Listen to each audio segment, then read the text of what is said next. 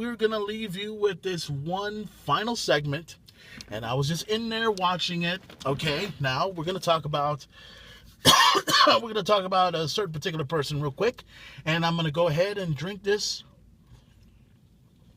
and get it out of the way. I was just watching an episode called, are you ready for this? The Talking Dead. You want to know why? Now, I'm not the biggest Walking Dead fan in the world, but I got to admit, the show is very intriguing. It's very cool to watch.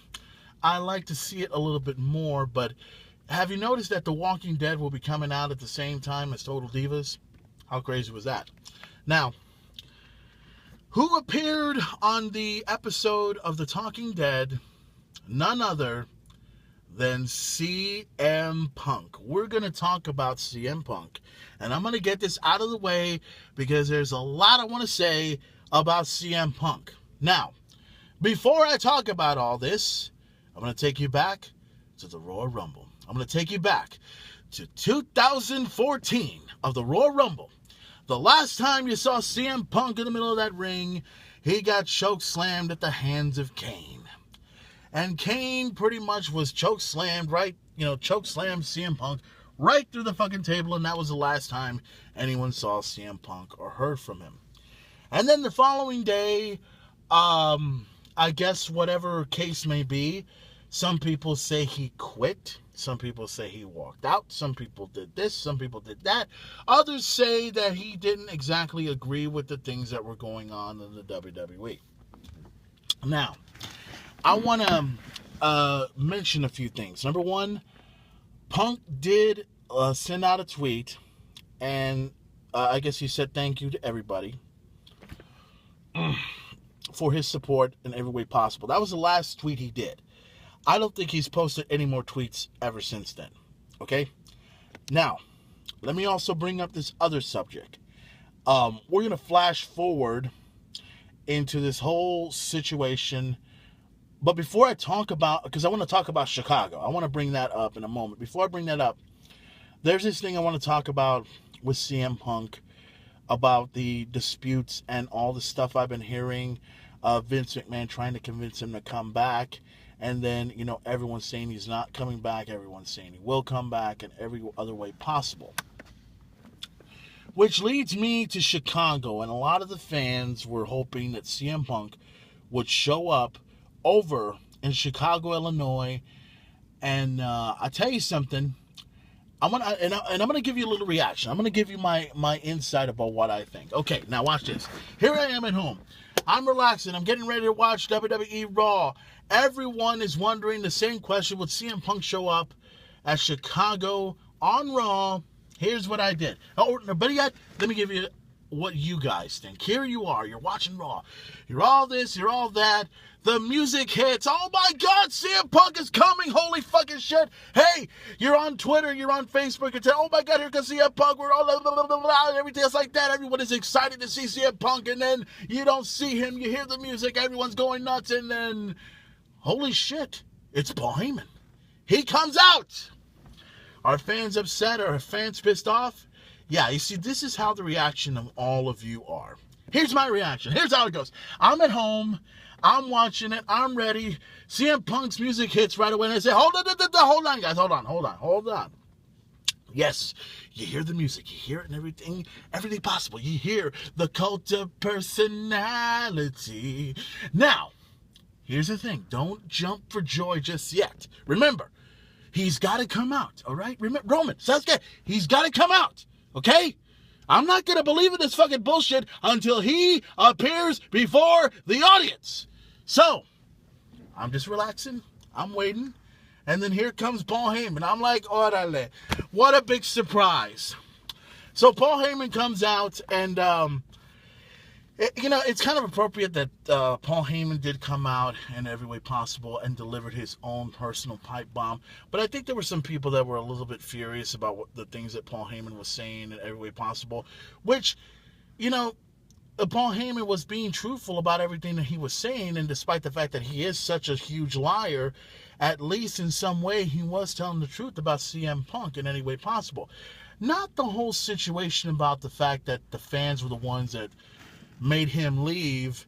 But there were certain things that Paul Heyman said that the WWE did not want him to say, and it kind of explained why. I was watching one of the YouTube videos, and they edit out the part where he was talking about Punk, and then they go ahead and bring up Brock Lesnar.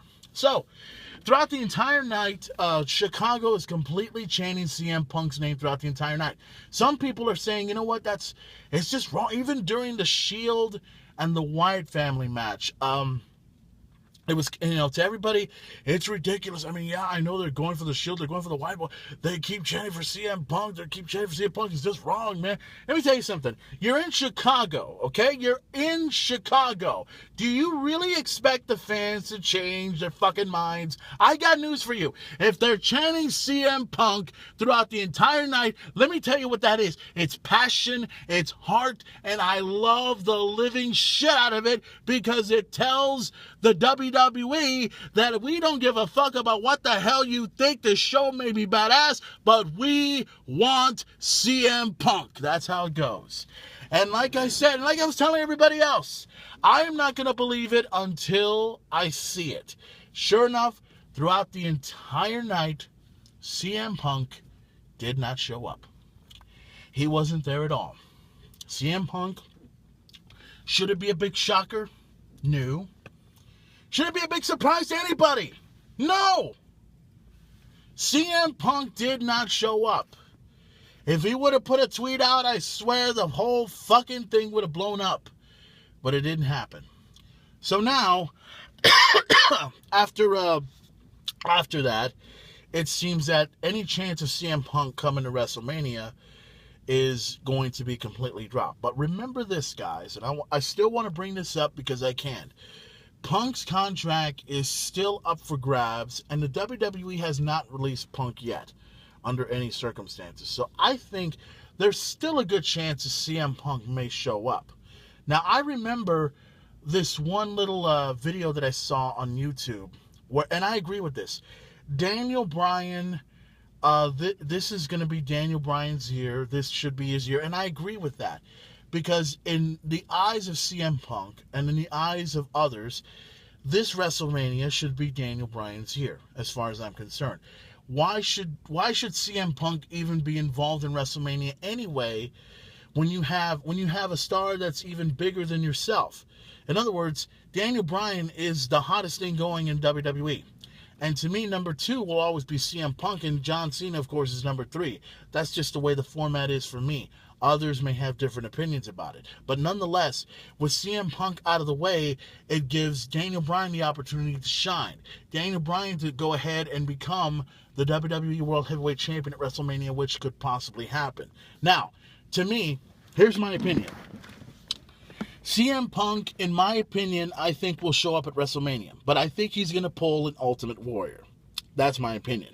And the reason why I say that is because if any of you old school guys remember WrestleMania 8 a long time ago, Hulk Hogan took on a man named Sid Justice, or Psycho Sid at the time, and it was a one-on-one match. It was supposedly Hulk Hogan's retirement match, his last match, which was, oh, come on, that's not your last match. You're coming back next year. Come on, give me a fucking break. So here comes Papa Shango, comes in and attacks Hulk Hogan, and Sid Justice attacks Hulk Hogan as well. All of a sudden we hear this music, and here comes the Ultimate Warrior. Comes in for the save in every way possible. Hulk Hogan leaves, and the Ultimate Warrior pretty much takes over. So, if you think about this is just my opinion. I think other people are still speculating that CM Punk is going to be a part of the Fatal 4-Way for the WWE Championship and all this other stuff, which I don't agree upon that. I still think it's going to be a triple threat match with Daniel Bryan, Batista, and Randy Orton at WrestleMania. I think that's going to be the case. And also, I think CM Punk will pull an Ultimate Warrior. Think about this. I want you to imagine this in your mind. Think about this. We're in New Orleans, Louisiana. WrestleMania is on. Daniel Bryan beat Triple H. He's on. And he takes on Batista, and he takes on Randy Orton. The scenario looks good. Everything is just right. Batista gets a powerbomb on Randy Orton, and Randy Orton gets hit with a fucking knee by Daniel Bryan. Daniel Bryan becomes the new WWE World Heavyweight Champion. The crowd goes completely insane. The Yes Movement is going all around. And then Batista and Randy Orton start attacking Daniel Bryan. And then they're going to kick his ass. They're going to powerbomb him through a table. And then, holy fucking shit, you hear the Cult of Personality music. It's like, oh my God, what's going on here? Here comes CM Punk to the rescue. He comes in. He saves Daniel Bryan. Batista and Randy Orton are in shock to see the best in the world come into the ring and save the new WWE World Heavyweight Champion, Daniel Bryan.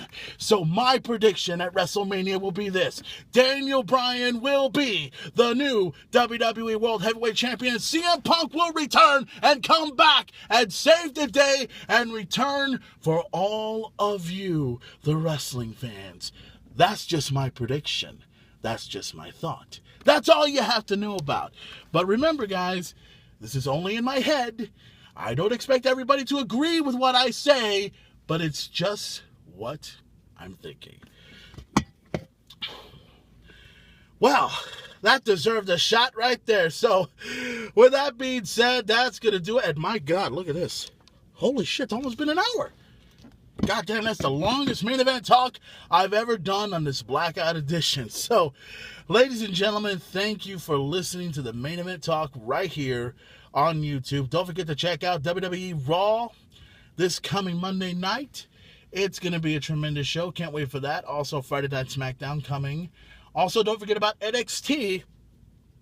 NXT on Thursday. Also, Impact Wrestling coming on Thursday. And most of you guys got the WWE Network.